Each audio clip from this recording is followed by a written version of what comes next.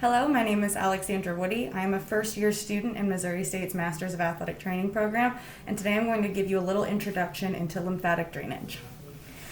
So, lymphatic drainage is a lot less aggressive as some of our other draining techniques for swelling.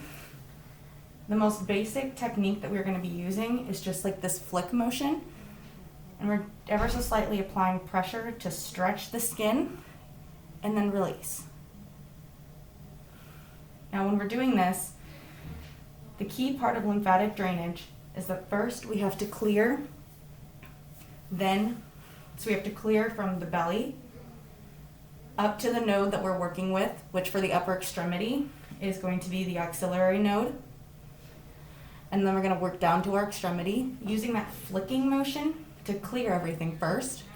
And then once all the lymph has been cleared, then we can get into more of our pushing, scoop, pump motions. That there's multiple different types, but today I'm just going to mostly be using two different types. The first one I'm going to show you is called the scoop. The scoop, you're just going to use the web space of your hand and push. Again, this is just very minimal pressure.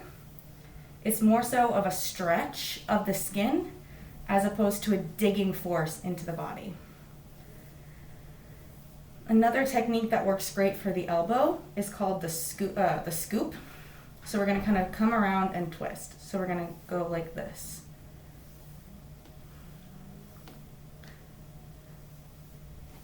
So if we're going to have someone who, let's say, has an elbow injury, the first thing we got to do is clear where all the lymph is going to collect, which is in the stomach or the abdomen. So ideally, we'd want to use this on direct skin, but for my patient's sake, we're going to keep everything covered. Again, we're applying that flicking sensation in the belly, and we're going to work our way up to the axillary node. So I'm doing that flicking technique. This would take significantly longer, but for the sake of demonstration, I'm shortening the process. So we're working everything into that node. Then we're going to keep our flicking technique as we work down to our affected joint area.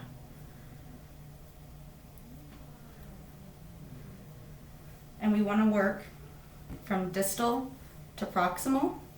So after everything is clear, we need to work all this lymph that's now floating in free space. We need to direct it back up to this node.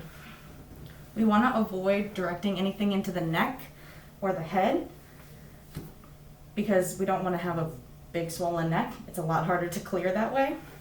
So we're always going to be working mostly towards this node or the one in the inguinal.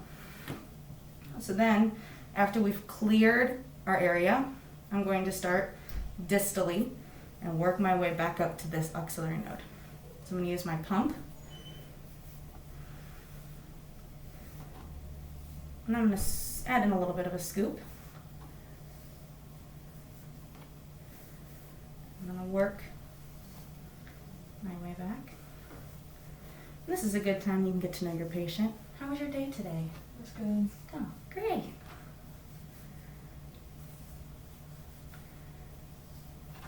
Make sure to cover that whole joint. Continuing to work up the extremity using my pump motion. Back into the axillary node. And that's all.